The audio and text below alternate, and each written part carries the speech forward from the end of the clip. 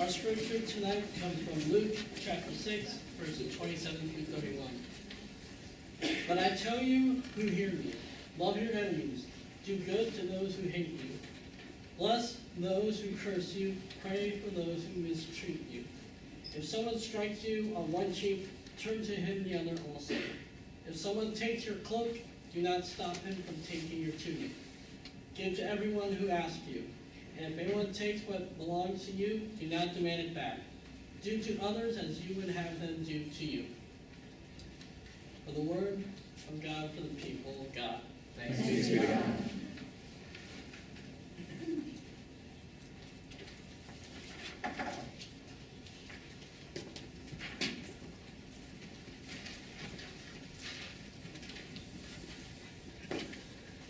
Hi, everybody.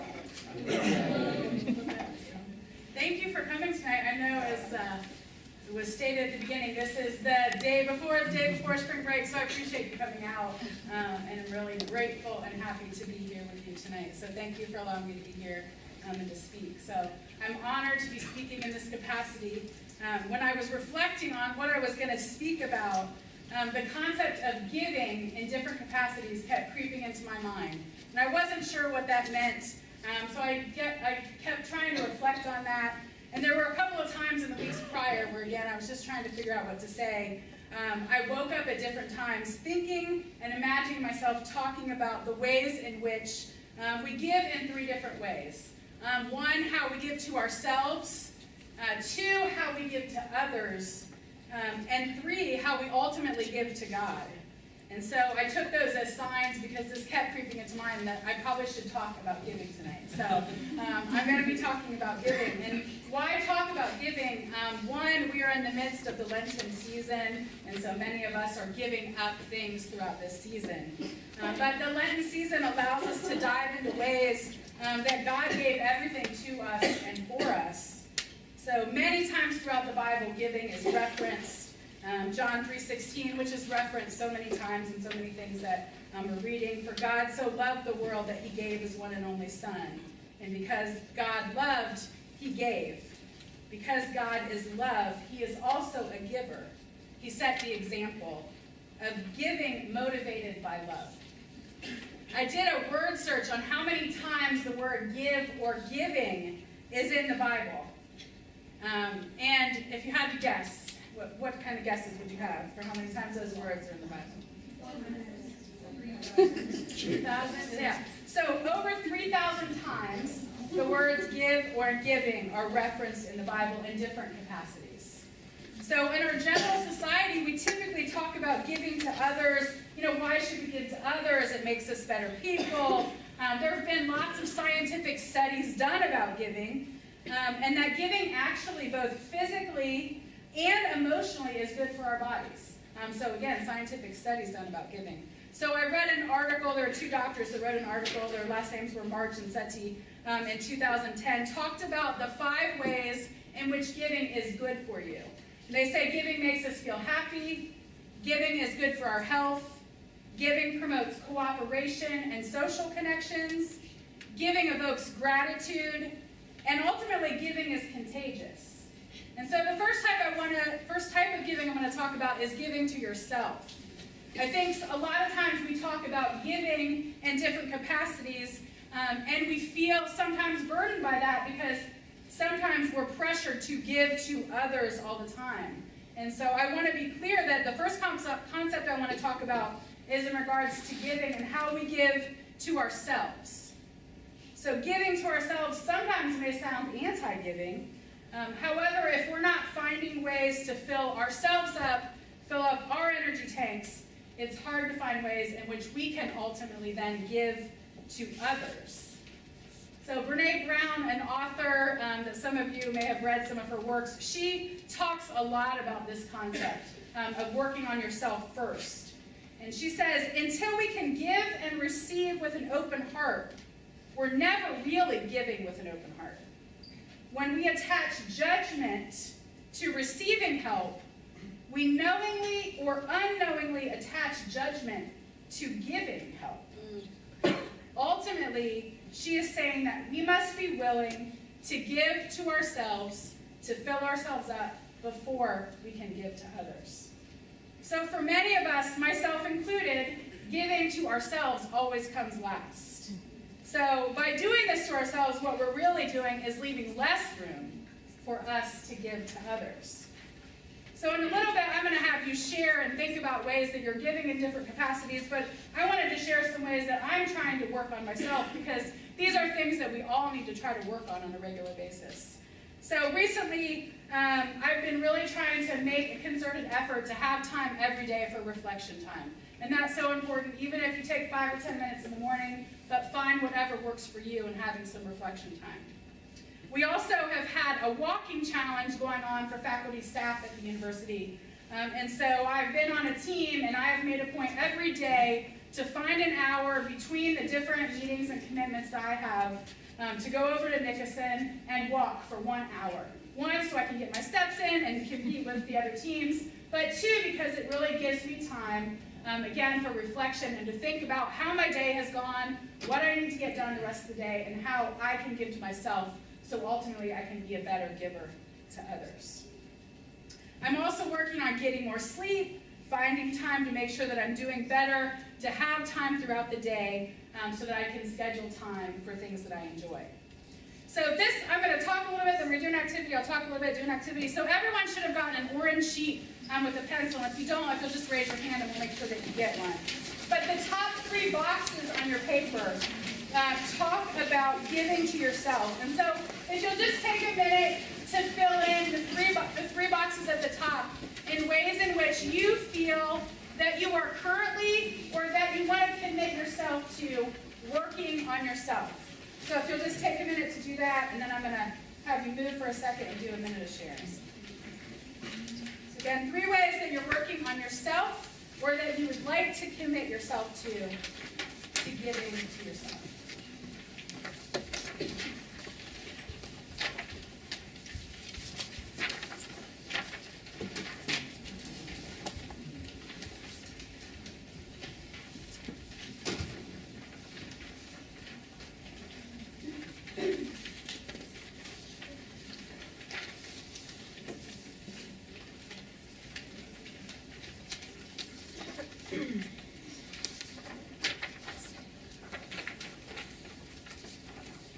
Okay, so as you finish up for this one, if you'll just share with somebody sitting next to you or close to you, 1 to 3 of the things that you really are working on or want to commit yourself to. So once you're done writing, if you'll just talk with a neighbor about some of the things that you're doing.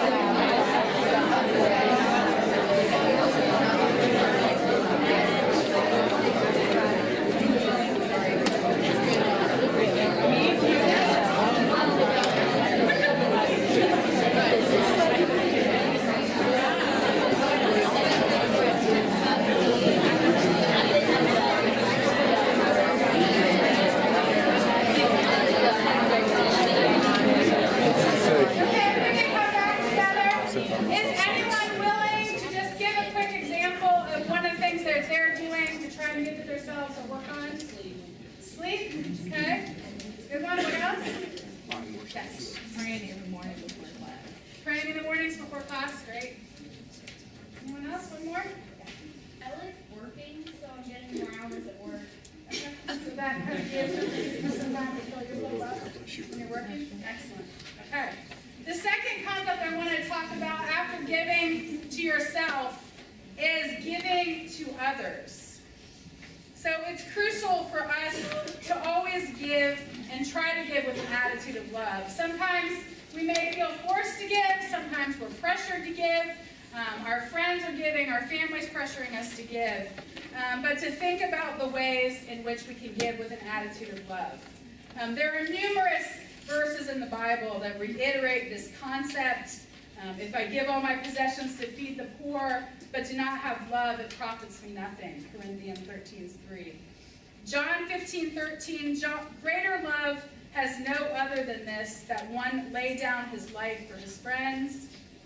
And he said to them, pay attention to what you are hearing from me.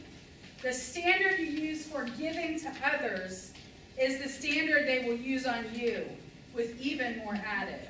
Mark 2:24. We all know that giving to others is the right thing to do. We, however, sometimes feel so overburdened by our life and our commitments that we don't add the time to give to others. So again, I'm going to ask you to think about ways you're giving to others, but I wanted to share one of the ways that I try to work on consistently giving to others is by visiting my best friend's mom who's in a nursing home. And so almost every day when I have a break in work, either after work, I will go and sit with Katie and have dinner with her at the nursing home. Sometimes it's not until later in the evenings when I'm able to get there, and we watch some of her favorite shows like Wheel of Fortune and Jeopardy together. And sometimes we just sit and talk about our days, and sometimes we just sit in silence together, because it really is the concept of me and her both giving to each other and giving our time. So when I'm there visiting with her, I also try to speak with as many residents of the nursing home that I can, and try to give as much hospitality and care to others that I can. And what I've found is that by visiting these residents, in that I gain so much more as a person than I could possibly ever give. So if you take a minute to fill out the second set of boxes and what you're doing to give to others in your life, or things that you want to work on in giving to others.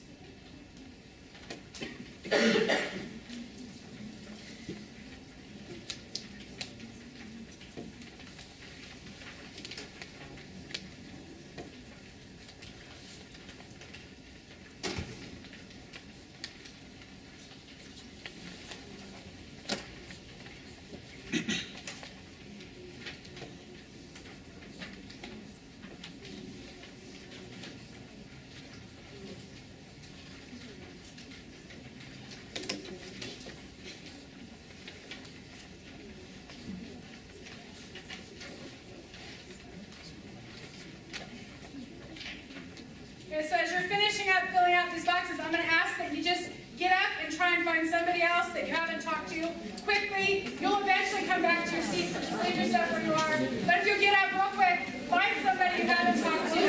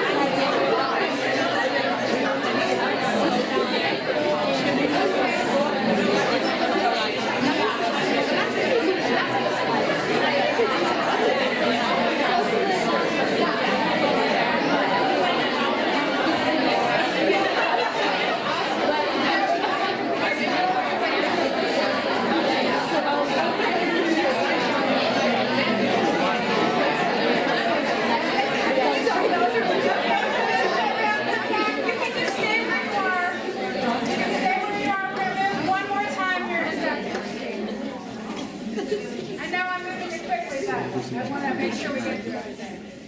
So the next concept of giving, I want to talk about giving to God. One of the hardest ways that sometimes we think about giving is thinking about our fears, our worries, and our stresses, and how do we give those to God? How do we let Him carry our burdens? Sometimes when things are really bad, we may find ourselves blaming God for the negative things that are happening in our lives. I often hear people saying things that allude to the fact that if they're tithing and giving money to their respective congregations, that they're doing all they need to give to God.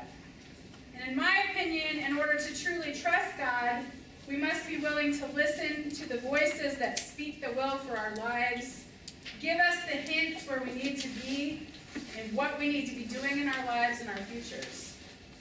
One of the ways that I'm working on doing this is for saying yes to things that take me out of my comfort zone.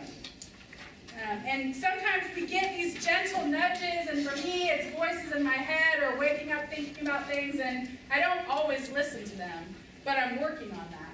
And so 2 examples of where I have probably never, ever would have previously said yes in my 14 years here is, one, I did a sharing my stories last week, and the other one is speaking in tongues. I'm really trying to listen to those voices. Trusting God and giving all your cares and worries away will allow you to give in greater ways to yourself and others. So again, as I was looking at things for this talk, I came across an article called The Science of a Meaningful Life. And in it, the author, Jason Gill, states, the only way we can consistently give out of love is to give our gifts to the Lord himself. If giving is merely to a church, a ministry, or a needy person, it is simply charity. By giving to God, it becomes an act of worship because he is our creator, our savior, and our faithful provider. We can express our gratefulness and our love by giving to him. Whenever we give, we should remind ourselves that we are giving our gifts to the Lord himself. We should consistently stop and examine ourselves and ask, are we giving, again, with an attitude of love? So last time, if you'll just fill out those bottom 2 sets of boxes, one talks about the ways in which you're going to give your gifts, your talents, your cares, your worries away to God. And then if there are individuals that you really feel that you need to work on giving to, those are those bottom 3 boxes. So if you'll take a minute to do those, we'll do one more quick sharing, and then I'll speak.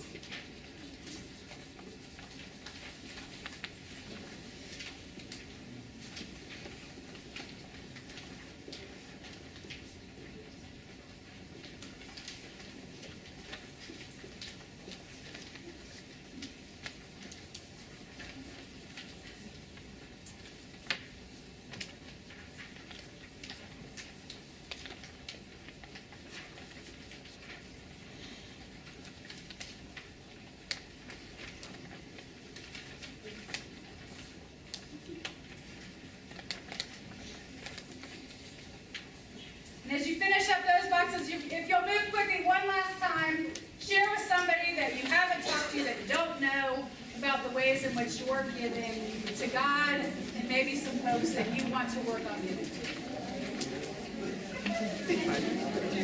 Of course. Did you get my email by chance?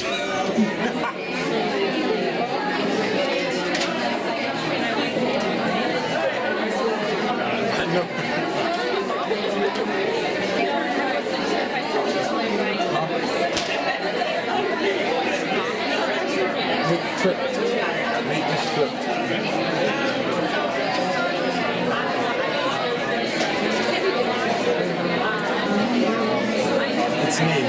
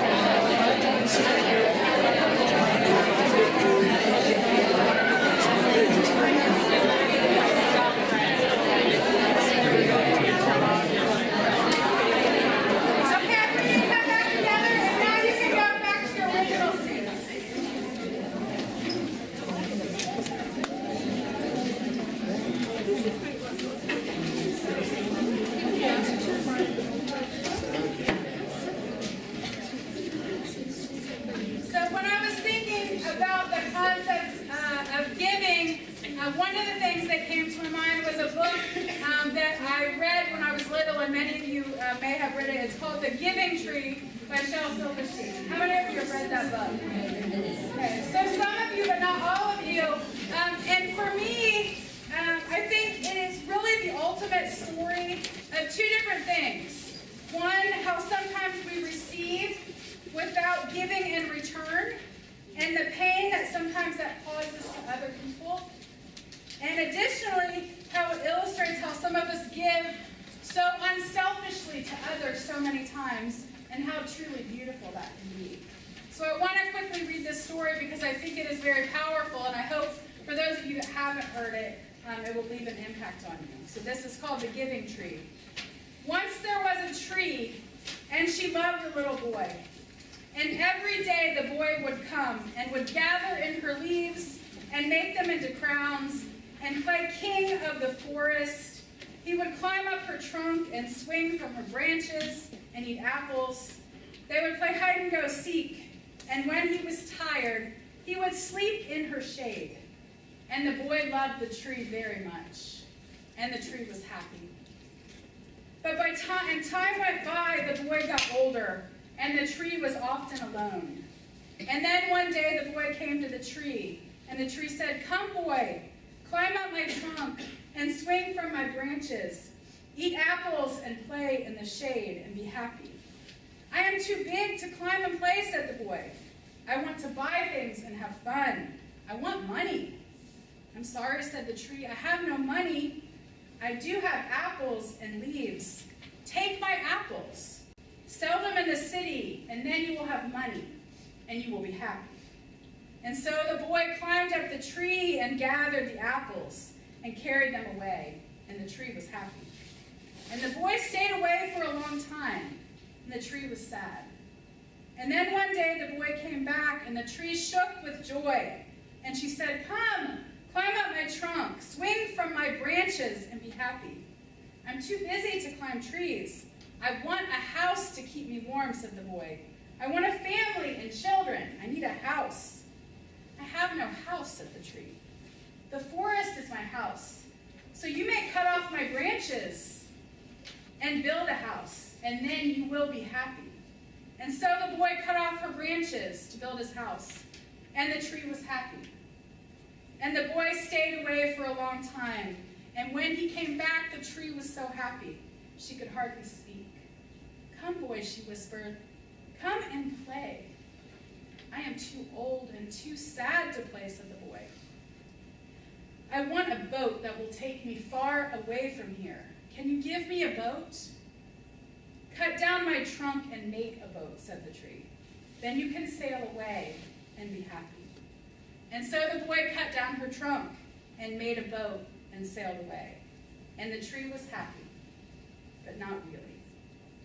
And after a long time, the boy came back again. "I'm sorry," said the tree, "but I have nothing left to give you. My apples are gone. My teeth are too weak for apples," said the boy.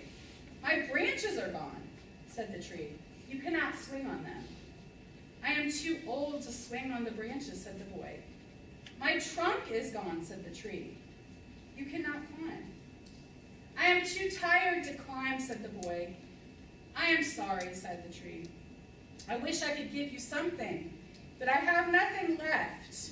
I am just an old stump. I am sorry." "I don't need very much now," said the boy.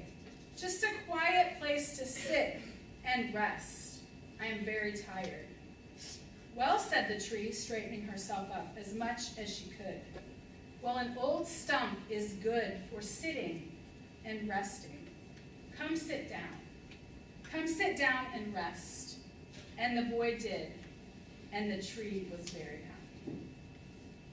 Again, this story to me just illustrates the ultimate sense of giving in the ways that we give, and you can relate this story to your family, to your friends, to your siblings, to others that you don't know, and that there are times that we are giving unselfishly and times that we are receiving just truly tremendous gifts from other people.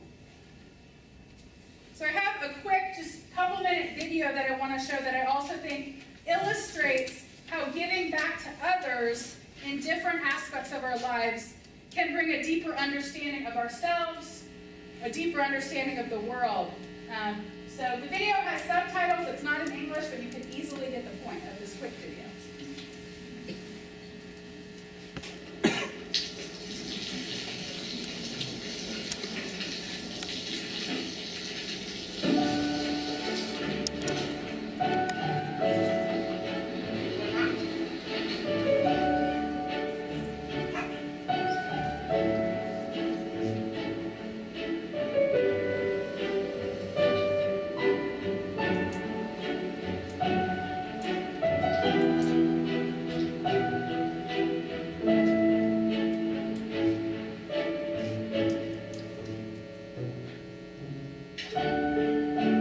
เขาจะได้อะไร ถ้าเขาทำแบบนี้ทุกวัน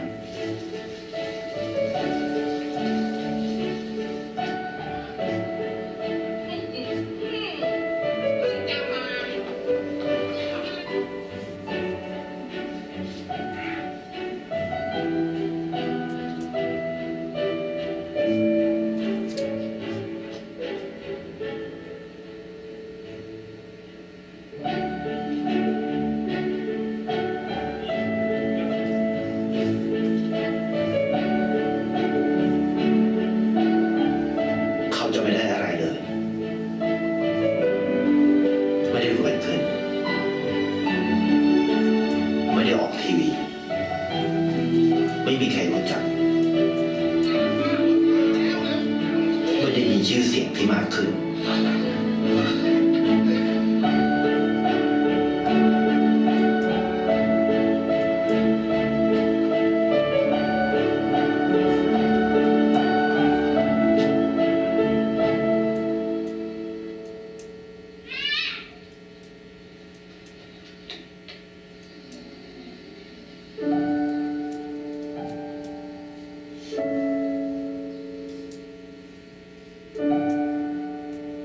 เพราะสิ่งที่เขาได้ คือได้แค่ความรู้สึก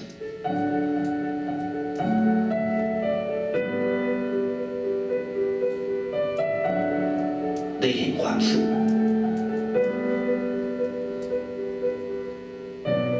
ได้เข้าใจ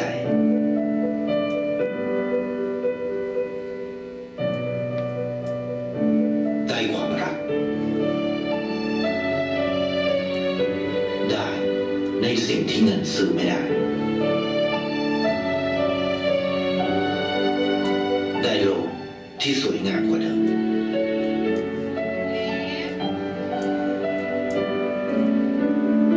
ในชีวิตคุณ อะไรคือสิ่งที่คุณต้องการมากที่สุด ไทยประกันชีวิตเชื่อในความดี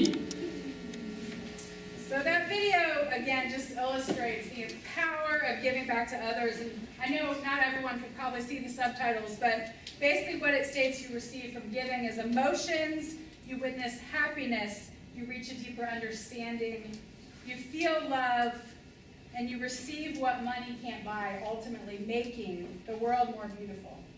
So I'd like to end with a poem about giving to others that I think really sums up everything that we've talked about tonight. And it's called When Giving is All That We Have by Alberto Rios. One river gives its journey to the next. We give because someone gave to us. We give because nobody gave to us. We give because giving has changed us. We give because giving could have changed us. We have been better for it. We have been wounded by it. Giving has many faces. It is loud and quiet, big through small diamond and wood nails. Its story is old, the plot worn, and the pages too.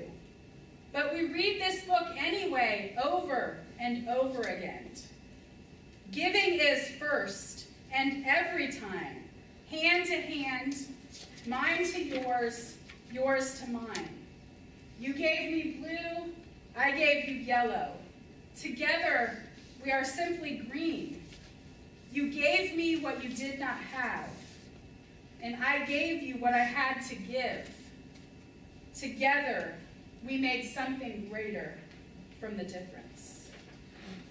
As we continue through the Lenten season and reflect upon all that God has given up for us and giving to us, as you get ready to move into spring break and have time for reflection on the ways in which we can give to ourselves, to others, and to God, I hope we can all take time to think about how we can continue to impact campus, our society, and the world in big and small ways, and that the power of giving and ultimately giving back and giving it all to God as we navigate through life.